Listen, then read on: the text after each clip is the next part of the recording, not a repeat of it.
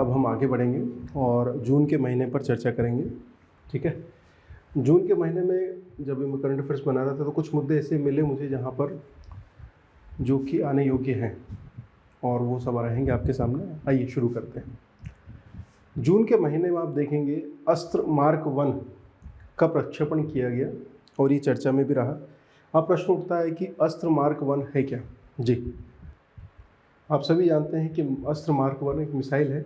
जून 2022 माह में रक्षा मंत्रालय ने हैदराबाद स्थित सार्वजनिक क्षेत्र की इकाई भारत डायनेमिक्स लिमिटेड, ये प्रश्न पूछा जाता है, भारत डायनेमिक्स लिमिटेड कहाँ स्थित है? उत्तर है हैदराबाद, जो कि DRDO की एक इकाई है।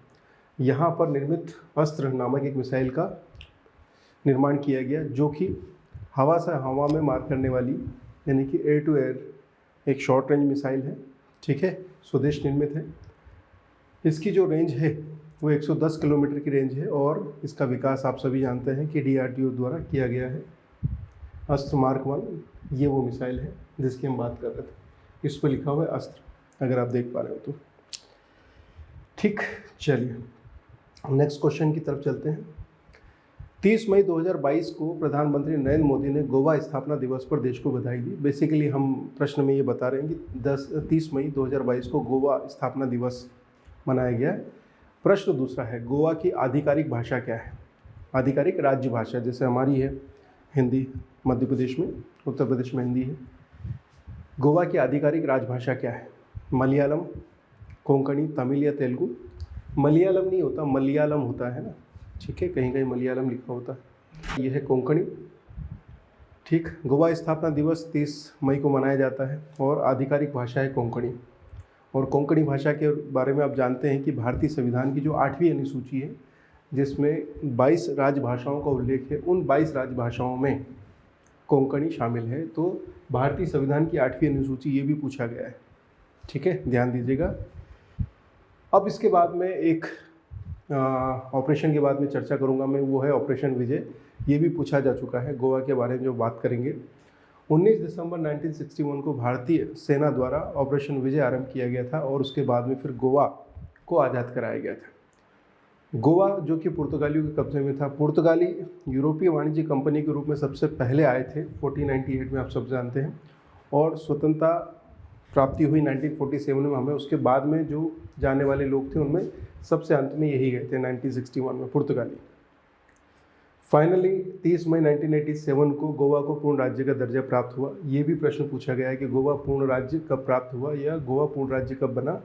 तो ये है 1987, 30 मई 1987। फिर से एक बार रिपीट करवा देता हूँ। कोंकणी जो कि गोवा की राजभाषा है, पहला प्रश्न है ये। दूसरा, 30 मई गोवा की स्थापना दिवस है, ये ज़्यादा महत्वपूर्ण प्रश्न नहीं। ऑपरेशन विजय कब लाया गया? 19 दिसंबर 1961 को। क्यों लाया गया? पुर्तगालियों के कब्जे से गोवा को निकालने के लिए। पुर्तगालियों के बारे में ध्यान दीजिएगा। सबसे पहले यूरोपीय वाणिज्य कंपनी के रूप में पुर्तगाली आए थे 1498 में और सबसे आखिरी में भी यही गए थे 1961 में। इसके बाद में गोवा को एक पूर्ण राज्य का दर्जा कब प्राप्त हुआ? ये भी प्रश्न है, ये है 1987। तो इस एक प्रश्न में कई प्रश्न छुपे हुए हैं जो कि महत्वपूर्ण बात है।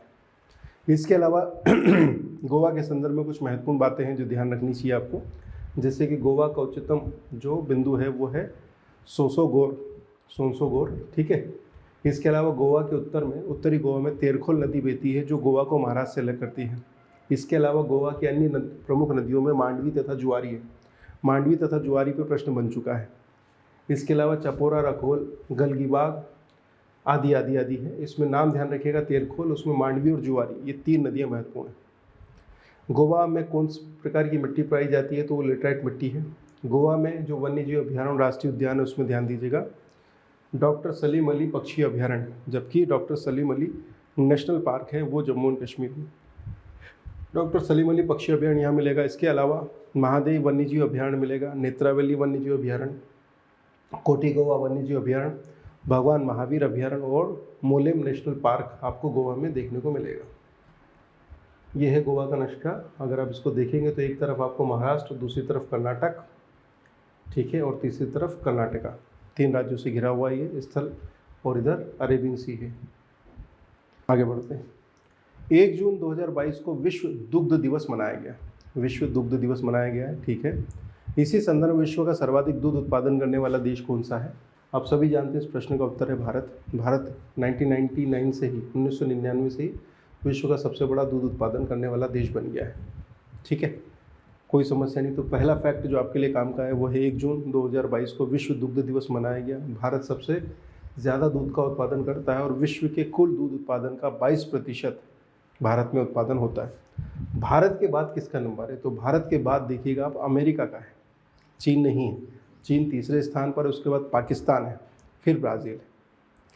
अब भारत के अंदर ही बात करें कि भैया भारत में दूध उत्पादन की स्थिति क्या है, तो उत्तर प्रदेश सबसे ज़्यादा है। देश के कुल दूध उत्पादन का लगभग 15% उत्तर प्रदेश में उत्पादित है। तो उसके जस्ट पास में ही है राजस्थान 14.6%। ये यूपी और राजस्थान, इनमें अच्छी फाइट है। अगर आप देख रहे हैं 14.9 और 14.6, परंतु पहले यूपी है फिर है राजस्थान। तीसरा है मध्य प्रदेश 8.6 जो हमारे काम का है, फिर गुजरात है, फिर आंध्र प्रदेश है। सामान्यतः अमूल दुग्ध का जो प्रोडक्ट है उसके कारण गुजरात काफ़ी चर्चा में रहता है, परंतु ध्यान दीजिएगा यूपी, राजस्थान, फिर एमपी और फिर गुजरात, फिर दक्षिण भारत में आंध्र प्रदेश चले जाइएगा। एमपी से संबंधित है तो हाईलाइटेड करके बताया कि दूध उत्पादन में मध्य प्रदेश का देश में 3rd पोजीशन है, ध्यान रख लीजिएगा। प्रश्न भी बना दिया है, भारत में दूध उत्पादन में मध्य प्रदेश का कौन सा स्थान है स्पेशली, और आंसर है आपका तीसरा। ठीक है, ऐसे ही करना है। मध्य प्रदेश दूध उत्पादन के मामले में देश में तीसरा स्थान रखता है। भारत के 5 प्रमुख दुग्ध उत्पादक राज्य आपको पता ही है, उत्तर प्रदेश, राजस्थान, मध्य प्रदेश, गुजरात। ठीक है, और बाकी वही जानकारियां हैं जो कि आपको पता होनी चाहिए। नेक्स्ट, कोनो पालनपुर नेशनल पार्क, ये समझ लीजिए कई बार मैंने इस प्रश्न को घुमा घुमा के अलग अलग जगह पूछा है और आज का महत्वपूर्ण प्रश्न है। हालांकि आप देख रहे होंगे सारे प्रश्नों को मैंने बड़ी डिटेल से बनाया है और काम का है। मैंने ज़्यादा प्रश्न बनाने की अपेक्षा कम प्रश्न और उसमें बेहतर जानकारियाँ यही किया है। कोनो नेशनल पार्क छपा हुआ है पेपर में, आपको पता ही है। आपको पता अभी है कि ये कहाँ पर है, उत्तर है श्योपुर, है ना। मध्य प्रदेश के श्योपुर जिले में स्थित कोनो नेशनल पार्क में अफ्रीकी चीतों को बसाया गया है, आप सभी जानते हैं। कोनो नेशनल पार्क में दक्षिण अफ्रीका से लाए जाएंगे 12 और चीते, जानिए पूरा प्लान। मोदी जी ने जन्मदिन पर चीते छोड़े थे, उनमें से बहुत सारे हो गए हैं बीमार।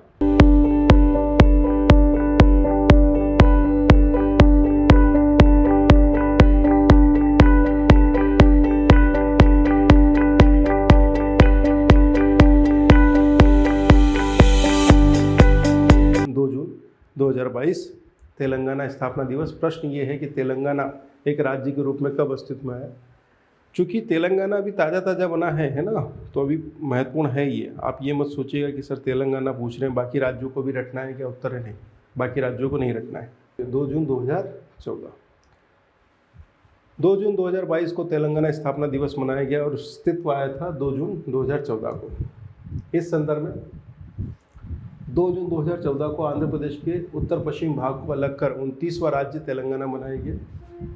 इसी संदर्भ में आंध्र प्रदेश राज्य अधिनियम 1953, ठीक है, पहला जो राज्य था जो कि भाषाई आधार पर बना था वही आंध्र प्रदेश था। राजधानी हैदराबाद, सीमाएं वगैरह हैं। राज्य, पक्षी, पशु, राजकीय वृक्ष क्या है, लोकप्रिय त्यौहार क्या है, वैश्विक मान्यताएं क्या हैं तेलंगाना के संदर्भ में। इसके अलावा अगर आप यहाँ राष्ट्रीय उद्यान वगैरह देखेंगे, जैसे कासु ब्रह्मानंद रेड्डी राष्ट्रीय उद्यान, महावीर हरिना वनस्थली राष्ट्रीय उद्यान, मृगवनी राष्ट्रीय उद्यान। इसके अलावा वन्यजीव अभ्यारण्य में काफ़ी ज़्यादा है, परंतु इसमें अगर आप देखेंगे नागार्जुन सागर श्रीशैलम वन्यजीव अभ्यारण्य सबसे ज़्यादा फेमस है। इसके अलावा कवाल टाइगर रिजर्व, ठीक है।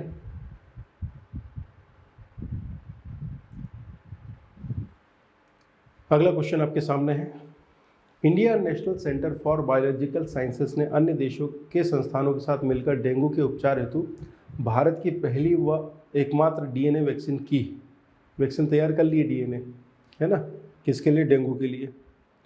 बताना ये कि भैया डेंगू जो बीमारी है किस कारण से होती है, वायरस से होती है, बैक्टीरिया से होती है, फंगस के कारण होती है या जेनेटिक बीमारी है, क्या कहेंगे। डेंगू वायरस जनित रोग है, मच्छर काटने से होती है ठीक है भैया। Indian national centre for biological science ने अन्य देशों के संस्थानों के साथ मिलकर डेंगू के उपचार हेतु भारत की पहली व एकमात्र डीएनए वैक्सीन विकसित की है। और डेंगू बीमारी का कारण है वायरस, जानते ही हैं। डेंगू जीनस फ्लेवी वायरस के कारण होता है और इसका जो प्रसार है इस वायरस का, ये एडिस एजिप्टी मच्छर के कारण काटने से होता है। अगर आपने देखा हो, दिल्ली में काफ़ी ज़्यादा बड़ी समस्या है ये, ठीक है। ये एडिस एजिप्टी मच्छर बड़ा बदमाश है। इसी मच्छर के कारण चिकनगुनिया की बीमारियां काफ़ी फैली थी एक समय पहले, और जीका वायरस का संक्रमण भी यही फैलाता है।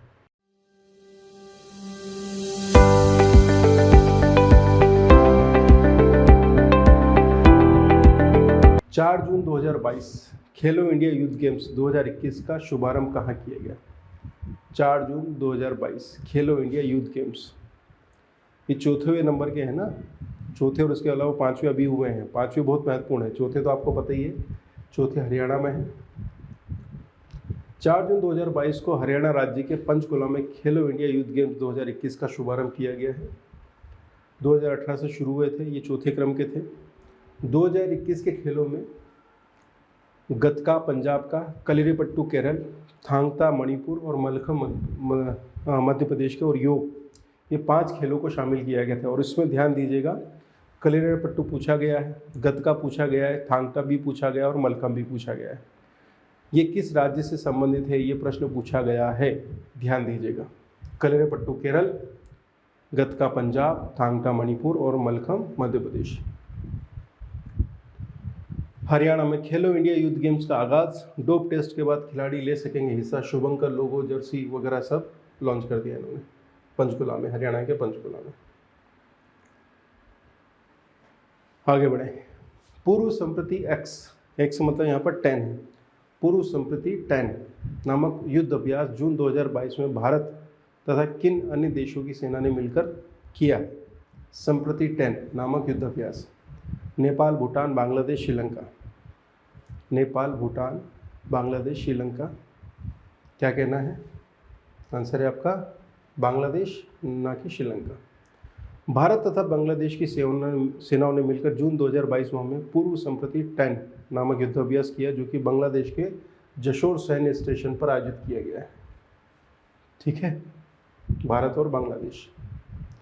इसके अलावा कुछ अन्य युद्धाभ्यास जो कि आपको ध्यान रखना है। भारत इंडोनेशिया के साथ मिलकर गरुड़ शक्ति करता है, मालदीव की सेना के साथ मिलकर एक्विवेरियन, चीन के साथ हैंड इन हैंड, सिंगापुर के साथ मिलकर कुरुक्षेत्र, श्रीलंका के साथ मिलकर मित्र शक्ति, मंगोलिया के साथ मिलकर नोमिडिक एलिफेंट, थाईलैंड के साथ मिलकर मैत्री, अमेरिका के साथ मिलकर वज्र प्रहार, अमेरिका के साथ ही मिलकर करता है युद्ध अभ्यास, फ्रांस के साथ मिलकर शक्ति, जापान के साथ धर्म गार्जियन, नेपाल के साथ सूर्य किरण, सिंगापुर के साथ सिम्पैक्स और सेशेल्स के साथ लामितीय। ये नाम ध्यान रखिएगा, इसी श्रृंखला के युद्ध अभ्यास चलते हैं। जून 2022 माह में किस देश में एक्स खान क्वेस्ट 2022 नामक एक अन्य बहुराष्ट्रीय शांति अभ्यास आयोजित किया गया? भारत, रूस, चीन और मंगोलिया। प्रश्न यही है कि एक्स खान क्वेस्ट 2022 नामक युद्ध अभ्यास कहाँ हुआ? जी हाँ, आंसर सही है आपका, यह है मंगोलिया। 16 देशों की सैन्य भागीदारी वाला एक अन्य बहुराष्ट्रीय शांति अभ्यास एक्स खान क्वेस्ट 2022 में मंगोलिया में आयोजित किया गया है। भारत की तरफ से लद्दाख स्काउट्स इसमें शामिल हुए हैं। और इसी तरह का एक अन्य युद्ध अभ्यास है नोमिडिक एलिफेंट, जिसके बारे में हम जानते हैं। मंगोलिया की स्थिति देख लीजिएगा, चीन के उत्तर में है, रशिया के साउथ में है। मंगोलिया की कैपिटल है उलन बटोर, ये भी आपको पता है। नेक्स्ट क्वेश्चन आपके सामने है। भारतीय महिला क्रिकेटर मिताली राज ने 8 जून 2022 को अंतर्राष्ट्रीय क्रिकेट से संन्यास ले लिया। मिताली राज ने कुल कितने विश्व कप टूर्नामेंट खेले हैं? 4, 5, 6 और 7। ये रिकॉर्ड है, वर्ल्ड रिकॉर्ड है। आंसर आपका 6 है ना। सचिन तेंदुलकर और जावेद मियांदाद और मिताली राज। महिलाओं में तो मिताली राज अकेली है। और इधर कौन कौन है? इधर सचिन तेंदुलकर, जावेद मियांदाद, जिन्होंने 6 वर्ल्ड कप खेले। इस बात को ध्यान दीजिए। तो 8 जून 2022 को मिताली राज ने संन्यास ले लिया है। 23 वर्षों का करियर, 6 विश्व कप, सर्वाधिक विश्व कप खेलने वाली महिला क्रिकेटर का अवार्ड इन्हीं के पास है। मिताली राज ने 201 दिवसीय मैच खेलने वाली एकमात्र महिला क्रिकेटर बन गई, बहुत अच्छी बात है। और सबसे अधिक रन 10,868 बनाने का रिकॉर्ड भी इन्हीं के पास में है। ये सारे रिकॉर्ड्स हैं। और मैं आपको बता दूं कि मिताली राज मेरा ऐसा मानना है कि इस बार एक प्रश्न यूनिट नंबर 8 का ये प्रश्न है स्पोर्ट्स का, वो आना चाहिए। महत्वपूर्ण प्रश्न है, ध्यान रखिए। मिताली राजपूत इंटरनेशनल क्रिकेट से लिया संन्यास, 23 साल के करियर को कहा bye bye, tata good bye. चलिए, जून 22 में संपन्न फ्रेंच ओपन टेनिस टूर्नामेंट में पुरुष एकल वर्ग का खिताब किसके द्वारा जीता गया है? जून 2022 माह में फ्रेंच ओपन हुआ। ऑस्ट्रेलिया ओपन के बाद फ्रेंच ओपन होता है। फ्रेंच ओपन 2022 पुरुष एकल वर्ग का खिताब, बिल्कुल आंसर सही है आपका, ये है राफेल नडाल। जून 22 में फ्रेंच ओपन हुआ और इस टूर्नामेंट में पुरुष एकल वर्ग का खिताब स्पेन के खिलाड़ी राफेल नडाल, ये स्पेन महत्वपूर्ण है ना कि इस देश के खिलाड़ी है, स्पेनिश खिलाड़ी है। इन्होंने नॉर्वे के खिलाड़ी कास्पर रूड को पराजित किया फाइनल मुकाबले में और खिताब जीता। 14th बार 14 क्रम का फ्रेंच ओपन रिकॉर्ड बना लिया है अपने नाम, है ना, और सबसे अधिक उम्र वाले खिलाड़ी हो गए हैं ये फ्रेंच ओपन जीतने वाले राफेल नडाल। ये है फ्रेंच ओपन 2022 के विजेताओं की सूची। इसमें पुरुष एकल वर्ग के विजेता हैं राफेल नडाल, पराजित किया था कैस्पर रूड को जो कि नॉर्वे के हैं। महिला एकल वर्ग में है इगा स्वेतिक जो कि पोलैंड की है, इन्होंने हराया है कोको गॉफ को जो कि अमेरिका की। बस इतना ही ध्यान रखिए, पर्याप्त है, बाकी के 3 आप भूल भी सकते हैं। चलिए, जून 22 में संपन्न फ्रेंच ओपन टेनिस टूर्नामेंट में महिला एकल वर्ग का खिताब किसने जीता है? पुरुष एकल वर्ग तो राफेल नडाल आ गया स्पेन का, और महिला एकल वर्ग का खिताब आ जाएगा आपका इगा स्वेतिक के नाम पे, ठीक है। पोलैंड की खिलाड़ी है इगा स्वेतिक, ठीक है, और इगा स्वेतिक इस समय विश्व की नंबर 1 महिला खिलाड़ी भी हैं और इन्होंने अमेरिका की कोको गॉफ को पराजित करके ये खिताब जीता है। जानकारी है आपको? ये है पोलिश या पोलैंड की टेनिस खिलाड़ी इगा स्वेतिक ने महिला एकल खिताब जीता फ्रेंच ओपन 2022। गलती मत करिएगा, काफ़ी महत्वपूर्ण है इगा स्वेतिक। और ये वो टेबल जो आपको ध्यान रखिए, इगा स्वेतिक पोलैंड की, हराया किसको? Coco Gauff America.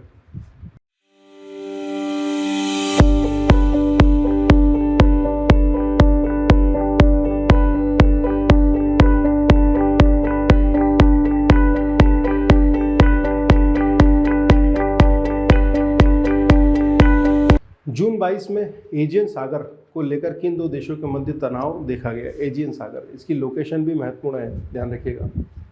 एजियन सागर के कारण किन 2 देशों के मध्य तनाव देखा गया?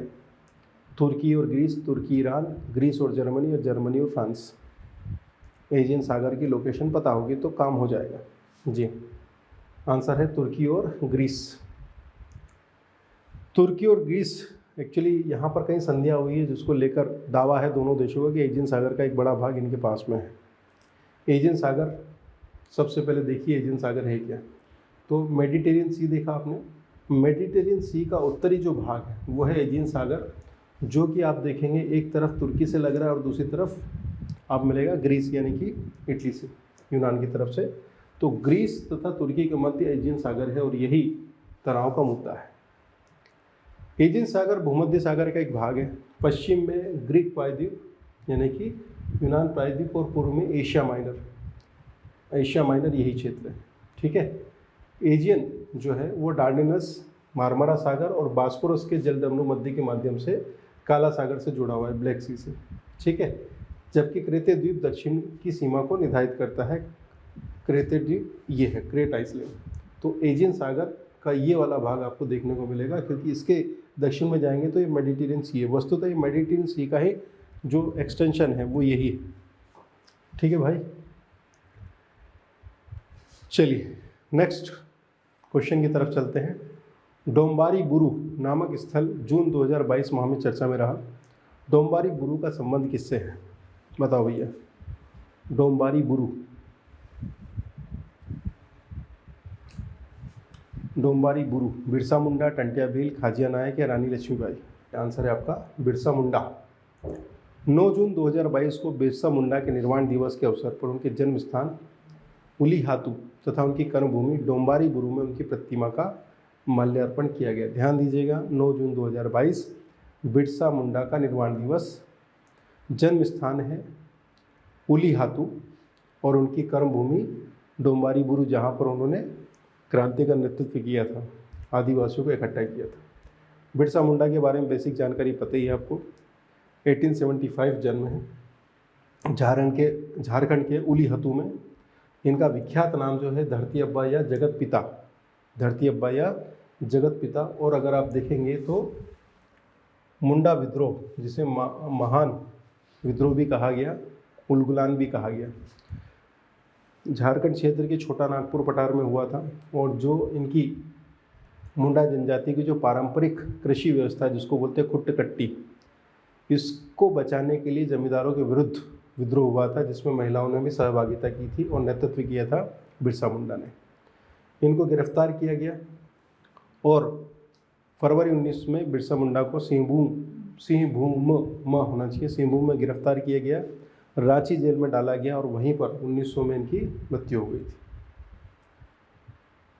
ठीक है, भगवान, अभी जो मुंडा जनजाति के लोग हैं इन्हें भगवान के रूप में मानते हैं और इनके निर्वाण दिवस को जनजाति गौरव दिवस के रूप में मनाया जाता है, ये भी पता है आपको। भगवान बिरसा मुंडा, ठीक भैया। पहला जनजाति गौरव दिवस मनाया था 15 नवंबर 2021 को। ठीक है, ठीक भैया, आगे बढ़े। ठीक, बिरसा मुंडा जन्म हुआ था इनका 15 नवंबर 1875 झारखंड के उलीहतू गांव में। और इसी कारण से 15 नवंबर को जनजाति गौरव दिवस मना रहे हैं। और कब से मना रहे हैं? 2021 से। तो ये तीसरा साल हो गया है। पूरा नाम है इनका धरती अब्बा। ठीक, कोई दिक्कत नहीं। चलिए, जून 22 में कारपेट नामक युद्धाभ्यास किन दो देशों की सेनाओं के मध्य संपन्न हुआ? कारपेट नामक युद्धाभ्यास किन दो देशों की सेनाओं के मध्य संपन्न हुआ? ये प्रश्न है आपके सामने। Bharat Bangladesh, Bharat Indonesia, Bharat Australia, Bharat Malaysia. जी, Bharat Bangladesh, Bharat Indonesia, Bharat Australia, Bharat Malaysia. Answer है BOD को लेकर कंफ्यूजन नहीं होना चाहिए। भारत और इंडोनेशिया के मध्य कारपेट। भारत और इंडोनेशिया की नौसेनाओं के मध्य 38वां नौसैनिक अभ्यास कारपेट नाम से अंडमान सागर तथा मलक्का जलडंबू मध्य में संपन्न हुआ। ठीक है, इंडोनेशिया तथा भारत कारपेट। भारत और इंडोनेशिया के मध्य संपन्न कुछ अन्य युद्धाभ्यास देखिए, समुद्र शक्ति और गरुड़ शक्ति। ठीक है, आगे बढ़ते हैं। लंपी स्किन डिजीज़, गुजरात राज्य में जो मवेशी हैं, पशु हैं, वहाँ पर लंपी स्किन डिजीज़ देखी गई। यह बीमारी किसके कारण होती है? जून के महीने में काफ़ी चर्चा में रही ये बीमारी। बैक्टीरिया, वायरस, फंगी या प्रोटोजोआ? बताएं, बैक्टीरिया, वायरस, फंगस या प्रोटोजोआ? बैक्टीरिया, वायरस, फंगस या प्रोटोजोआ? Lumpy virus. ठीक है, नाम में ये लंपी वायरस, सही बात है। जून 22 में गुजरात राज्य में मवेशियों में गांठदार त्वचा रोग अर्थात लंपी स्किन डिजीज LSD को देखा गया, जो कि एक वायरस संक्रमण के कारण होने वाली बीमारी है, लंपी स्किन डिजीज। ठीक है, चलिए नेक्स्ट। जून 22 में प्रधानमंत्री नरेंद्र मोदी ने महाराष्ट्र के पुणे जिले में संत तुकाराम के मंदिर का शिलान्यास किया। ठीक है, हमें बस ये बताना है कि संत तुकाराम किस भक्ति परंपरा से जुड़े हुए थे। तुकाराम जी धरकरी संप्रदाय, धरकरी संप्रदाय, बरकरी संप्रदाय, श्री संप्रदाय या नाथ संप्रदाय? बताएं, धरकरी या बरकरी? दो ही ऑप्शन है। ठीक, आंसर है बरकरी संप्रदाय। बरकरी संप्रदाय के प्रसिद्ध संत तुकाराम मंदिर का शिलान्यास हुआ है जून 22 में। कहाँ पर? महाराष्ट्र राज्य के पुणे जिले के देहू में। और तुकाराम जी बरकरी या वरकरी संप्रदाय से जुड़े हुए थे। ये भगवान विष्णु के उपासक थे। धरकरी भगवान शिव के, इधर ध्यान दीजिएगा, भगवान विष्णु के उपासक, विट्ठल के उपासक, वरकरी संप्रदाय। वरकरी संप्रदाय 13वीं शताब्दी में महाराष्ट्र में आरंभ हुआ था। एक भक्ति संप्रदाय था। शंकर के अद्वैत वेदांत दर्शन में विश्वास रखते थे, परंतु भक्ति के साथ। बरकरी संप्रदाय के संस्थापक कौन थे? ज्ञानदेव या ध्यानेश्वर? दोनों ही नाम मिलते हैं, ज्ञानदेव या ध्यानेश्वर, ये एक ही व्यक्ति थे। ज्ञानदेव या ध्यानेश्वर द्वारा लिखित ज्ञानेश्वरी नामक ग्रंथ वारकरी संप्रदाय का प्रमुख ग्रंथ माना जाता है, जो कि गीता का एक सरलीकृत रूप है। गीता को इन्होंने बहुत सामान्य भाषा में प्रस्तुत किया था। वारकरी संप्रदाय का जो मुख्य क्षेत्र है वो महाराष्ट्र का, दक्षिणी महाराष्ट्र का पंढरपुर क्षेत्र रहा है। और वारकरी संप्रदाय के प्रमुख संतों में अन्य नाम देखें तो ज्ञानदेव, ज्ञानेश्वर तो है ही, फिर नामदेव है, तुकाराम है, चोखामेली और गाडगे महाराज। गाडगे महाराज को संत की उपाधि दी गई थी, ध्यान दीजिएगा। तो नामदेव, ज्ञानेश्वर, तुकाराम, चोखामेला और ये हमारे मोदी जी। पीएम मोदी 14 को पुणे में 14 जून को जगत गुरु संत तुकाराम महाराज मंदिर का उद्घाटन करेंगे।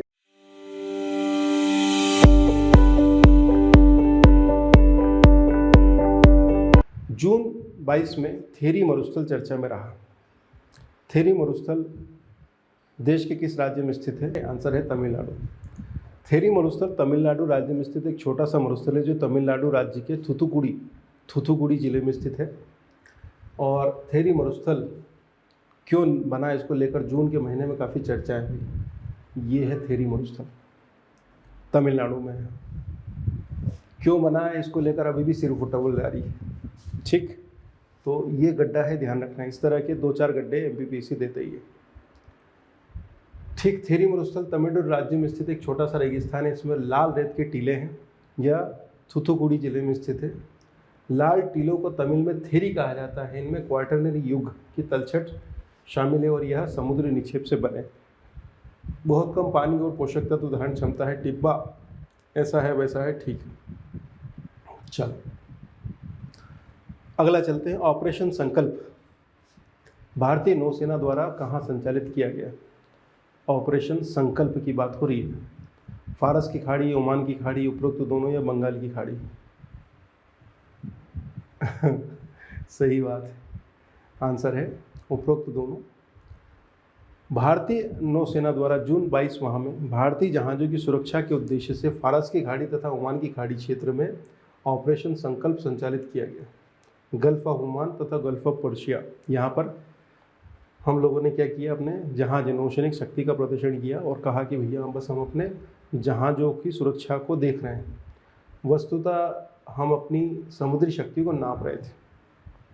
फारस की खाड़ी के बारे में ध्यान दीजिएगा, जिसे अरब की खाड़ी भी कहा जाता है। ठीक है, इसके बाद ओमान की खाड़ी, हॉर्मुज़ जल संधि, ये भी ध्यान दीजिएगा। अगला, केबुल लामजाओ राष्ट्रीय उद्यान, ये चर्चा में रहते ही है, बहुत चर्चा में रहता ही है। मतलब जितना नेशनल पार्क में, सबसे ज़्यादा मैंने नेशनल पार्क के बारे में इसी में चर्चा में देखा और सबसे ज़्यादा बार देखा भी है। तो केबुल लामजाओ राष्ट्रीय उद्यान किस राज्य में स्थित है? ये तो आपको नींद में पता होना चाहिए। बिल्कुल, ये है हमारा मणिपुर में केबुल लामजाओ। हर चौथे 5वें महीने कहीं ना कहीं साल भर में 3-4 न्यूज़ तो पक्की है केबुल लामजाओ के नाम पे, मणिपुर में, है ना। यहाँ पर क्या हुआ, केबुल लामजाओ राष्ट्रीय उद्यान बना और उसके बाद में यहाँ पर विस्थापन हो रहा था। तो इन्होंने, जो लोग थे, उन्होंने कहा कि भैया हम इसका विरोध कर रहे हैं कि ये गलत है। गलत इसलिए है कि भैया केबुल लामजाओ की जो सीमा है उससे राष्ट्रीय उद्यान को कोई नुकसान नहीं है हमारे रहने, जिनका कहना ये था। तो हमारा विस्थापन ये जबरदस्ती किया जा रहा है, इसकी आवश्यकता नहीं है। ठीक है, यहाँ पर आप देखेंगे ये दुनिया का एकमात्र तैरता हुआ राष्ट्रीय उद्यान है। लोकटक झील पर स्थित केबुल लामजाओ है और यहाँ पर संगाई हिरण भी पाया जाता है। ठीक है, ये ध्यान दीजिएगा। ठीक, प्रवासी पक्षी भी देखने को मिलते हैं। लोकटक झील मणिपुर राज्य में ही स्थित है, यहीं पर है केबुल लामजाओ प्रक्षेपण। पूर्वोत्तर भारत की सबसे बड़ी मीठे पानी की झील है लोकटक झील, है ना, ये भी पूछा जाता है। ठीक है, 1990 में रामसर अभिसमय, रामसर साइट्स के रूप में घोषित कर दिया गया था। इसके बाद में भी ये चर्चा में रही है। ये है संगाई हिरण, अगर आप देखेंगे ये यहाँ पर आपको देखने को मिलता है, संगाई हिरण।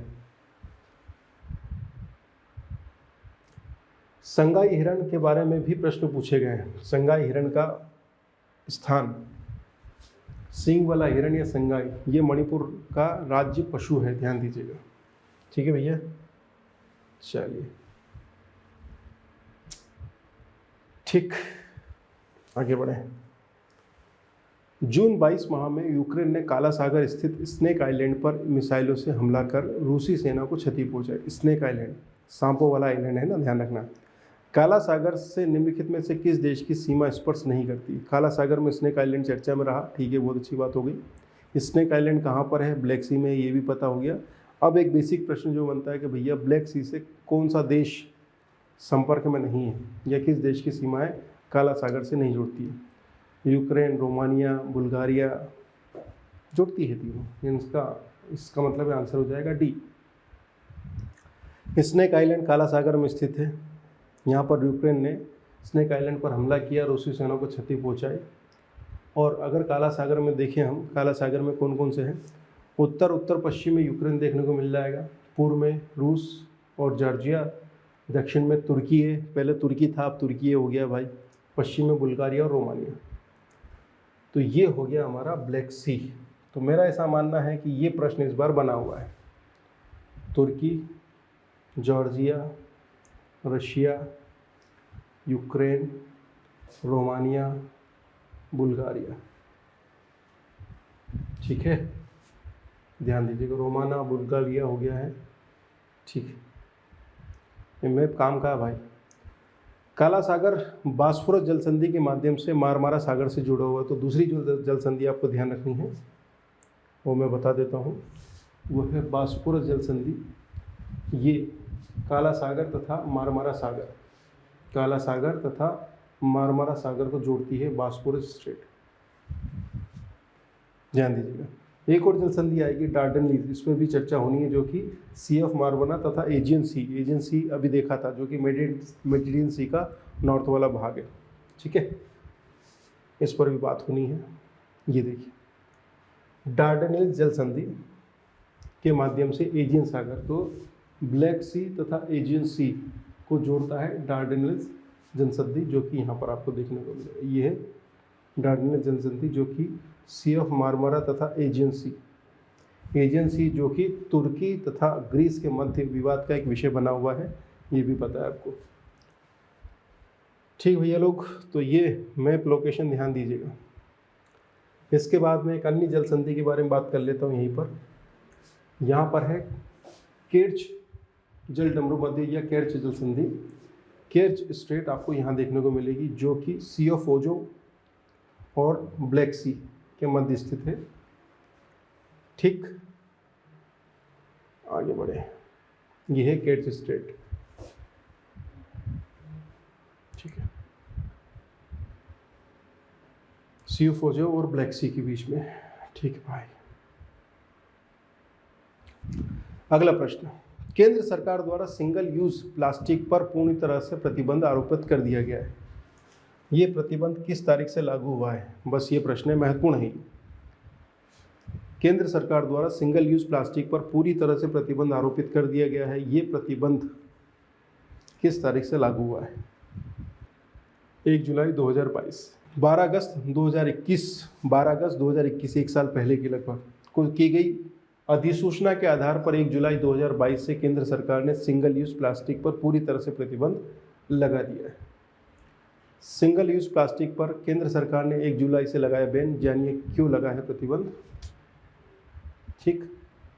मतलब अब हम केवल उन्हीं प्लास्टिक का यूज़ कर सकते हैं जो कि रीयूजेबल है। नेक्स्ट क्वेश्चन, ब्रिक्स देशों का 14वां शिखर सम्मेलन 14th शिखर सम्मेलन जून 2022 माह में किसकी मेज़बानी में संपन्न हुआ? ब्रिक्स देशों का सम्मेलन, ब्रिक्स कंट्रीज, यह है चीन।